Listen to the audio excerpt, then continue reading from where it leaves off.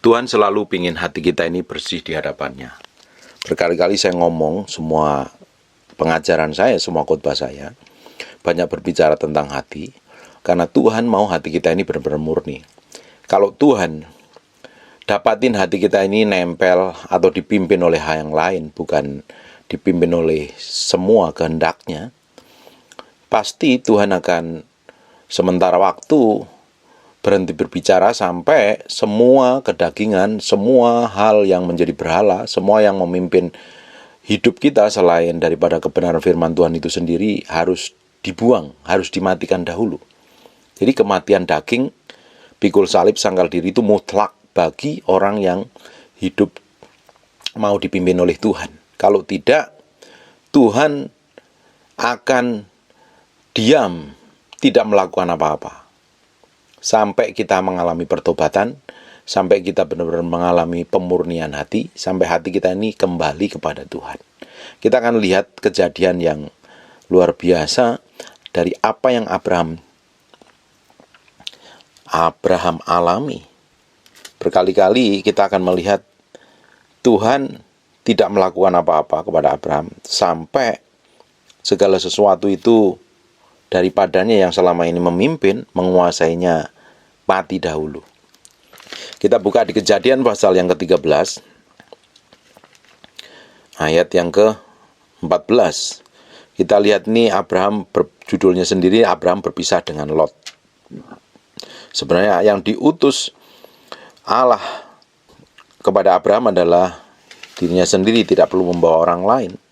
Tetapi seringkali ada orang lain di sekitar kita ini yang menghalangi rencana Tuhan. Dan apa yang terjadi?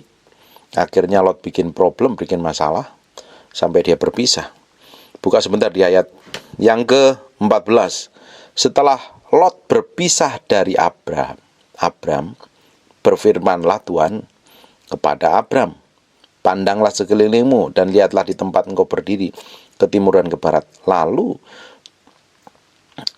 ke selatan. Dan sebab seluruh negeri yang kau lihat akan kuberikan kepadamu, kepada keturunanmu untuk selama-lamanya, dan aku akan menjadikan keturunanmu seperti debu tanah banyaknya. Bayangin, Lot ini tidak menjadi bagian dalam rencana Tuhan, tapi karena dia pikir buat Abraham itu Lot ponakannya, akhirnya dibawa menuju tanah perjanjian itu, menuju janji Tuhan itu. Tapi setelah Lot ikut, Tuhan tidak melakukan apa-apa loh. Tuhan tidak berbicara apa-apa sampai Lot berpisah dari Abraham, baru Tuhan ngomong kepada Abraham.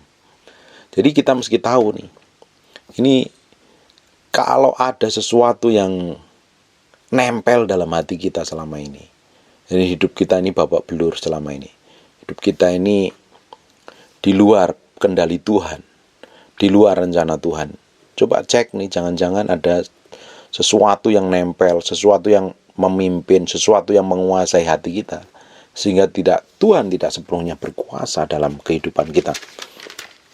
Buka sebentar di Kejadian pasal yang ke-11, ayat yang ke-31.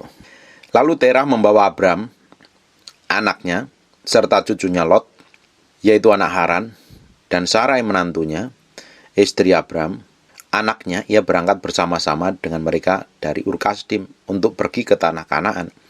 Lalu sampailah mereka ke Haran dan menetap di sana. Mereka itu menetap di Haran. Ayat yang ke-32, perhatikan. Umur Terah ada 205 tahun. Lalu ia mati di Haran. Apa yang terjadi setelah Terah mati?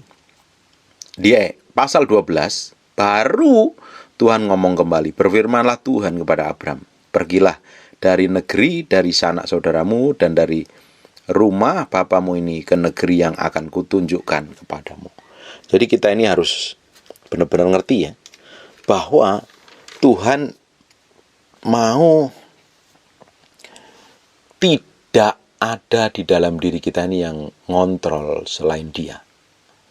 Tuhan tidak akan ngomong sama Abram sampai Terah mati. Dan Tuhan tidak ngomong sama Abram sampai dia berpisah dengan Lot. Artinya apa? Ini orang-orang yang bisa Terah ini menjadi pemimpinnya Abram, dan Lot ini akhirnya menjadi persoalan, menjadi beban dari perjalanannya Abram. Akhirnya setelah mereka berpisah dan mereka mati, akhirnya apa yang terjadi? Tuhan baru bisa melanjutkan visinya. Tuhan baru bisa berbicara kembali karena tidak ada penghalangnya. Bapak Ibu, jangan sampai rencana Tuhan dalam hidup kita itu gagal karena ada hal-hal kedagingan yang menguasai hidup kita. Ada hal-hal yang menghalangi pekerjaan Tuhan, semua rencana Tuhan manifestasi dalam seluruh kehidupan kita. Kalau kita ini didapatin hati kita ini tidak benar di hadapan Tuhan, hati kita ini condong nyantol kepada hal yang lain, akhirnya kita dipimpin oleh keinginan kita sendiri, kemauan kita sendiri, atau kita dipimpin oleh orang lain yang bukan daripada Tuhan. Ujungnya apa? Semua rencana Tuhan itu gagal, sampai kita mau meninggalkan, sampai kita mau benar-benar mematikan semua keinginan daging kita, meninggalkan semua dosa dan pelanggaran yang kita lalui, hidup dalam ketidakkudusan, ketidaksucian, baru Tuhan akan berbicara, baru Tuhan akan menggenapi semua rencananya dalam kehidupan kita. Makanya diperlukan kelembutan hati, peremukan hati yang benar-benar kita alami, sampai kita ini didapati menjadi orang-orang yang dikasihi Tuhan dan orang-orang yang dicintai Tuhan, orang yang benar-benar melakukan dengan semua kehendak Tuhan, dan kita didapati menjadi orang-orang yang mengasihi Tuhan. Jangan sampai ada penghalang, jangan sampai izinkan semua penghalang, kedagingan, dosa, atau apapun juga namanya memimpin hidup kita. Biar Roh Kudus yang pimpin kita mencapai pada pusat kehendak dan pusat rencana Tuhan. Dan Tuhan pasti akan membawa kita ke dalam satu perkara yang besar, satu perjanjian yang luar biasa. Hidup kita akan dibawa menjadi berkat bagi banyak orang, dan tentunya visi Allah digenapi dalam kehidupan kita. Visi Allah tidak digenapi dalam kehidupan kita, visi Allah bisa berhenti dalam kehidupan kita kalau kita dipimpin oleh semua hawa nafsu, keinginan daging, atau hal yang bertentangan dengan Tuhan mau. Izinkan Roh Kudus memproses, membentuk, memurnikan. Izinkan Roh Kudus membawa kita ke dalam pusat kehendaknya, sampai nama Yesus dipermuliakan melalui kehidupan kita. Amin. God bless you.